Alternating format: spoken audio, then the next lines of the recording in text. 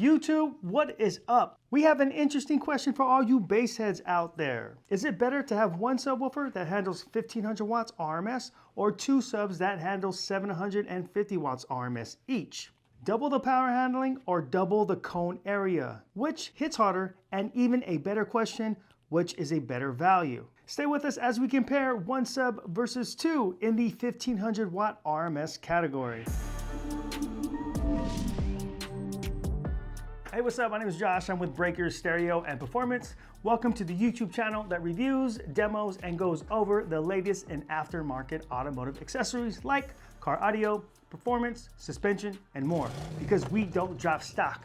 And if you're like us where stock just doesn't cut it, then join the Breakers Upgrade Nation and subscribe to this channel. Okay, hit the button, do it now. In this Versus series, we'll compare products head to head against each other to see which is better. We'll be taking a single Memphis Mojo 12-inch subwoofer that handles 1500 watts RMS and compare it against two Mojo Pros that handle 1500 watts combined. And in both these setups, we'll use ported enclosures. First, we'll go over the specs and features, and then we'll compare each box against each other in a 3 Series BMW off a Memphis PRXA 1500.1, which is, of course, 1500 watts RMS at 1 ohm, and measure SPL with the TermLab SPL meter. Okay, let's bring out the competitors. In this corner, we have the legendary original Mojo 12-inch subwoofer.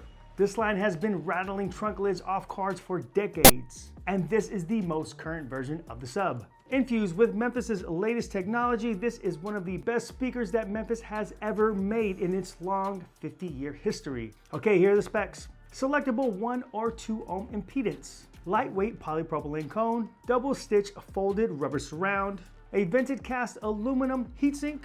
This massive chunk of aluminum works to dissipate heat away from the voice coils while being fed extreme amounts of power, allowing Mojo subwoofers to hammer for prolonged periods of time. In addition to this, Memphis has designed an element called Direct Vent Voice Coil Cooling, or DVCC, which are located on the back of the magnet, which allow for air to flow in and out from the voice coil. 3.5-inch aluminum triple voice coil, a reinforced spider, and as mentioned, 1500 watts RMS and 3000 watts peak.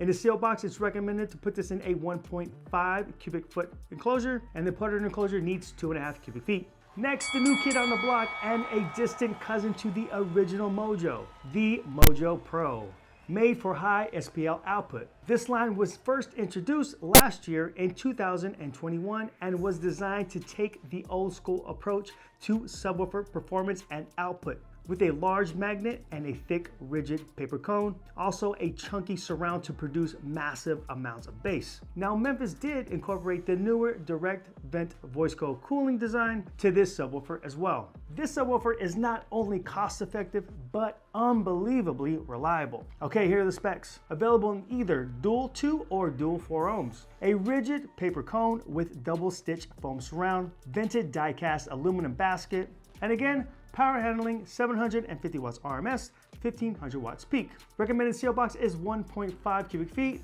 and the ported enclosure is 2.5 cubic feet.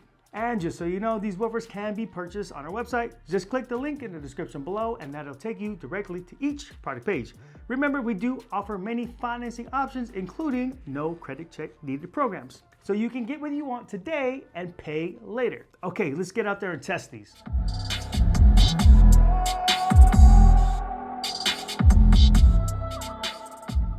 Okay, so we got 131.5 for the dual Mojo setup.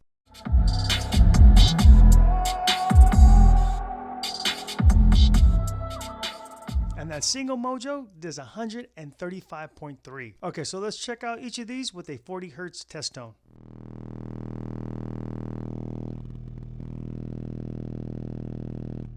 Okay, 132 for the dual Mojo setup on the test tone.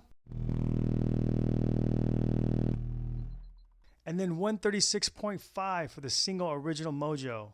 So in this case, one sub wins over two. I personally thought that the more cone area at the same overall power handling would be louder, and that just wasn't the case. Okay, here's the recap. So our single original Mojo was louder by 3.8 decibels versus the Pros. And when we played a 40 hertz test tone, it was louder by 4.5 decibels.